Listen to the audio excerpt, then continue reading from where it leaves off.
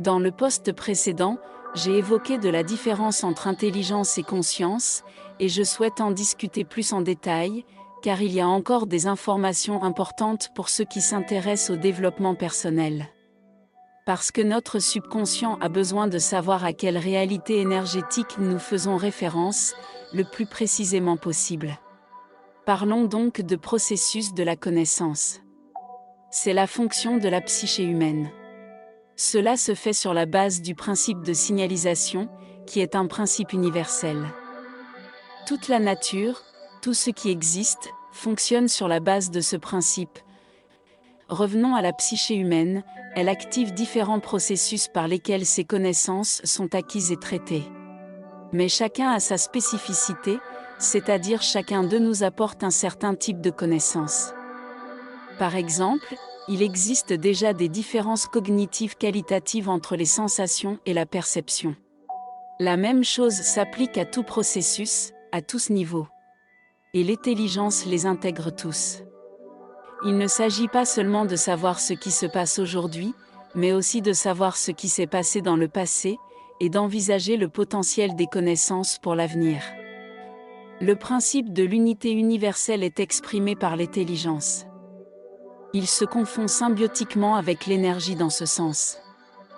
La force vitale de l'énergie, et les connaissances offertes par l'intelligence, semblent être les mêmes, au niveau profond des fondements qui soutiennent la vie. J'ai ressenti cela en lisant la mythologie hindoue, qui exprime très bien métaphoriquement des principes universels.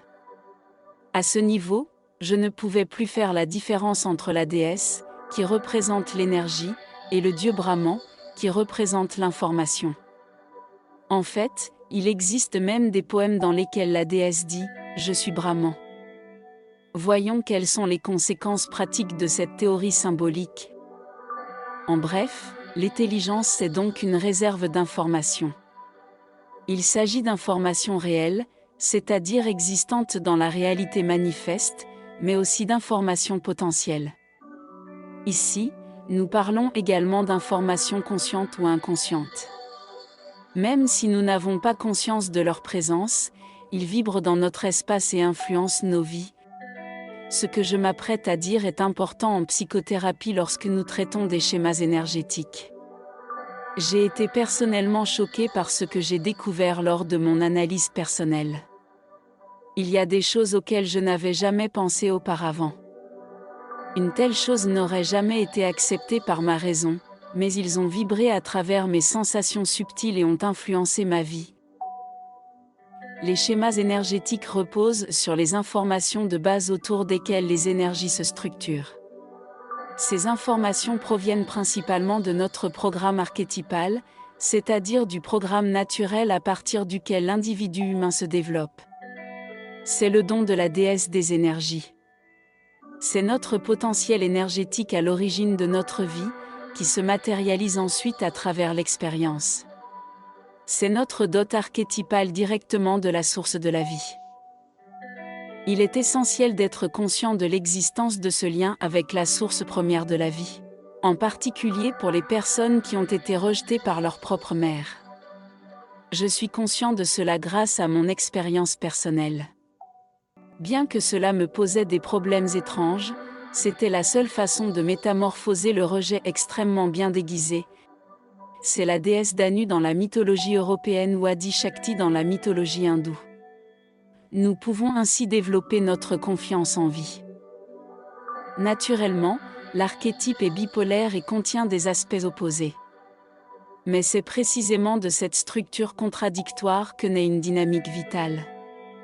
La connaissance est donc en même temps la création. L'archétype est à la fois transcendant et immanent. Cela signifie qu'il contient un modèle idéal de structuration énergétique, mettant à se manifester dans l'immanent, dans l'expérience. Cette bipolarité de l'archétype s'exprime aussi dans le fait qu'il est avant tout le moteur du développement individuel, mais ce développement se fait à travers les relations avec l'environnement. De cette manière, chaque personne reçoit des informations sur son environnement familial et social. Il s'agit de la deuxième principale source d'information.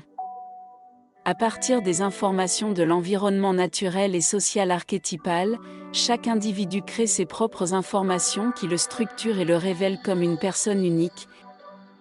Et cette création commence très tôt, déjà dans la période intra-utérine, dès les premiers instants de la conception. C'est pourquoi on dit que nous sommes responsables de tout ce qui existe dans nos vies. La responsabilité vient du verbe répondre. Les tout premiers processus par lesquels un embryon humain commence à se développer sont une réponse qu'il donne à la vie. Nous ne nous souvenons pas consciemment de ces événements de la phase prénatale et des premières années de la vie, parce que la mémorisation est conditionnée par le langage. Mais cette information vit dans notre champ énergétique et nous pouvons la percevoir à travers des sensations subtiles. Je dis cela par expérience, car j'ai travaillé sur de nombreux cas de blocage survenus pendant la période intra-utérine. Mais c'est précisément de cette structure contradictoire que naît une dynamique vitale. La connaissance est donc en même temps la création. Depuis que je travaille, je suis très sensible à ces questions. Mais en approfondissant mon analyse personnelle, j'ai découvert que moi aussi, je suis traversée par une crise énergétique au cours des premières semaines suivant ma conception. Seule Kundalini, la déesse de l'énergie, m'a sauvée de la mort. Je ne sais toujours pas exactement pourquoi, mais c'est ce que je ressens.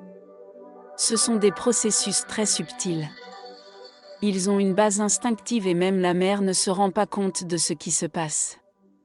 Mais l'intelligence les inclut tous et les maintient dans notre champ énergétique, de manière totalement inconditionnelle. Tout est ici. Juste qu'à première vue, tout semble être un amalgame, sans ordre particulier.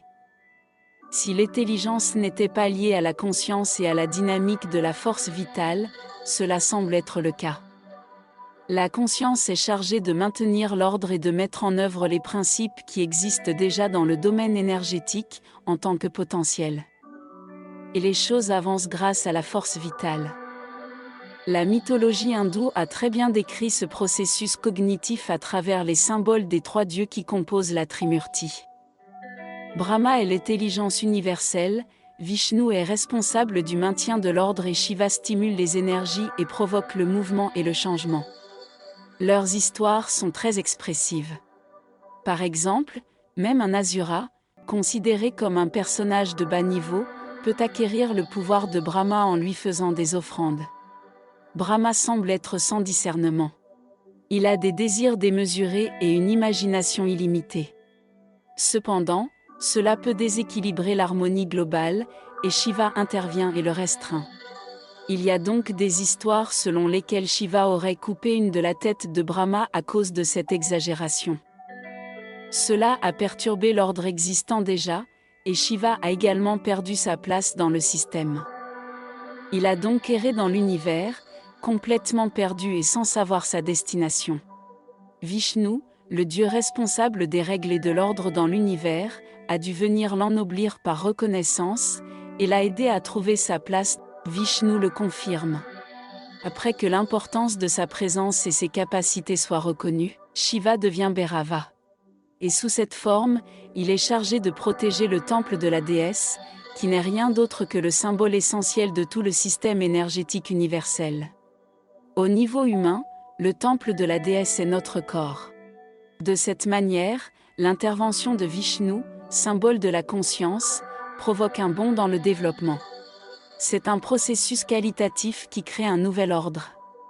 Je te dirai la prochaine fois comment la conscience parvient à déterminer ce saut de qualité et quel processus elle utilise pour cela. Ici, je veux juste te rappeler que j'ai déjà créé un exercice audio pratique à partir de l'universalité de l'intelligence, à laquelle nous sommes connectés via notre propre subconscient. Je l'ai appelé « Dialogue avec l'intelligence infinie ».